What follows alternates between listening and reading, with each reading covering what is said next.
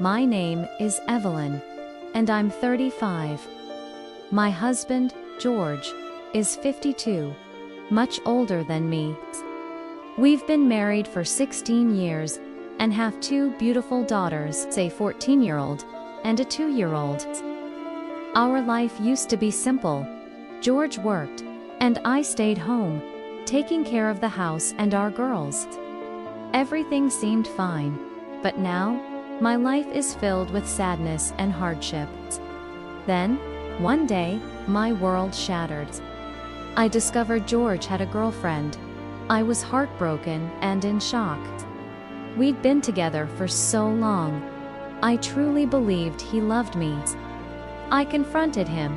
"George, is this true? Do you have a girlfriend?" He became furious, accusing me of making a problem for no reason. But I knew the truth. I knew he was hiding something. I needed answers. One night, I checked his phone. He caught me and exploded. "Why are you checking my phone? You have no right." I was scared, but I couldn't stop. Later, I found a strange number on his phone bill. He called it almost every day. A woman answered. It was his girlfriend. She was my age, married, with a daughter of her own. Her words cut deep. "It is not my problem if my husband finds out." I was utterly devastated. I confronted George again, telling him I knew everything. Again, he was enraged. "I will end it when I want. You cannot tell me what to do." Tears streamed down my face. This wasn't the first time. He cheated when our first daughter was born. And now, with our youngest, it was happening again. I needed him, but he was with someone else. I'm currently on leave from work to care for our baby. I can't go back yet. We have a loan for our apartment, which is in my name, but we pay for it together. Soon, our child payments will stop, and we desperately need George's income. He knows this, which makes him feel powerful. He acts like he can do whatever he wants, even joking about having other girlfriends. My feelings mean nothing to him. Our eldest daughter tried to talk to him, pleading, "Dad, this is wrong. Please stop." But he just got angry, even swearing at her. He was hurting all of us, leaving us feeling completely alone. Then, he started staying out all night, claiming he was working late. No calls, no messages. I'd wait up, terrified. He'd come home in the morning, still angry, telling me, "Please stop. Stop asking me questions. I am tired of this." Another day, he announced he was going on a trip. Alone, my heart sank. Why did he want to go alone? He also started spending a lot of money. Our savings dwindled. When I asked where the money was going, he just said, "Don't worry about it. I will handle it." But I was worried. I checked our bank account and saw charges for expensive gifts and fancy restaurants. It was clear. He was spending money on his girlfriend, not our family. We needed that money for our children, for our apartment, but he didn't care. The stress began to take a toll on my health. I couldn't sleep, couldn't eat, and was constantly exhausted. The doctor told me I needed rest, that I was too stressed. But how could I rest with so many problems? My husband had a girlfriend. My family needed money, and I felt completely out of control. Our eldest daughter was also suffering. She stopped smiling, stopped talking to her friends, ashamed of her father's actions. She couldn't understand why he was doing this. Our youngest is too small to know, but I worry about her future. I want her to have a happy family, but right now, ours is shattered. My best friend suggested I leave George, but I felt trapped. I couldn't take care of the children alone without a job. My family encouraged me to be strong, saying he might change. I was losing hope. I was afraid he'd never change, that he'd always choose her over us.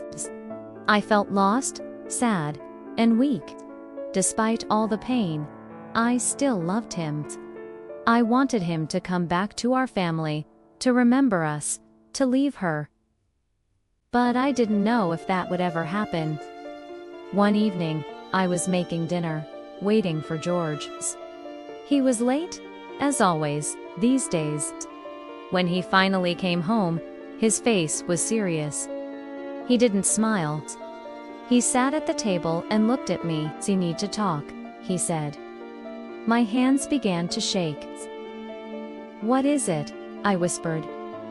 "I don't love you anymore," he said. My heart shattered into a million pieces. I knew this was coming, but I still held on to a sliver of hope. I had dreamed he would realize his mistake and come back to us. But there he was, crushing the last of that hope. I stood up, unable to sit any longer. "So, what now?" I asked, my voice trembling. "I'm leaving," George said. And just like that, my world fell apart. He packed his bags. I sat on the sofa, watching him, tears streaming down my face. He took his clothes, his books, his watch. I wanted to scream, to beg him to stay, but I remained silent. He hugged our daughters, kissed their foreheads, and muttered, "I'm really sorry."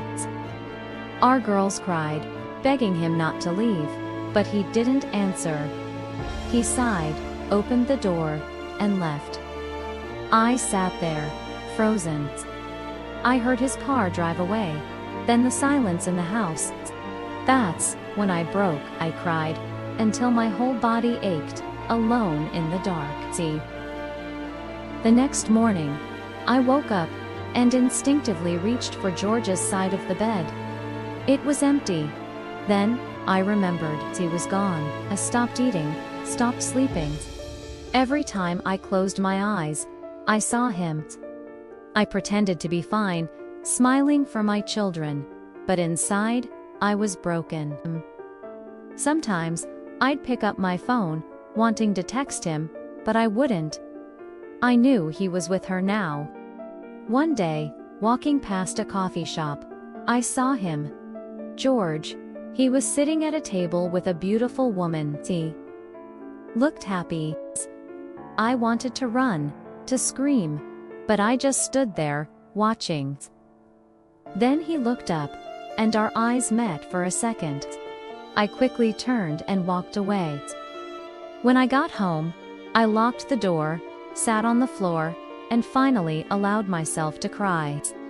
George was gone, and I had to move on. I had to be strong for my children. The next morning, I took off my wedding rings.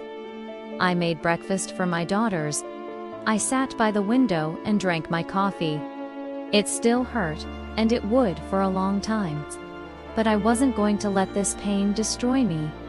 One day, I would be happy again. One day, I would wake up and not think of him first. One day, I would love again. But today I would survive. Life is full of difficult moments, but every ending is also a new beginning. No matter how hard the pain is, time will heal.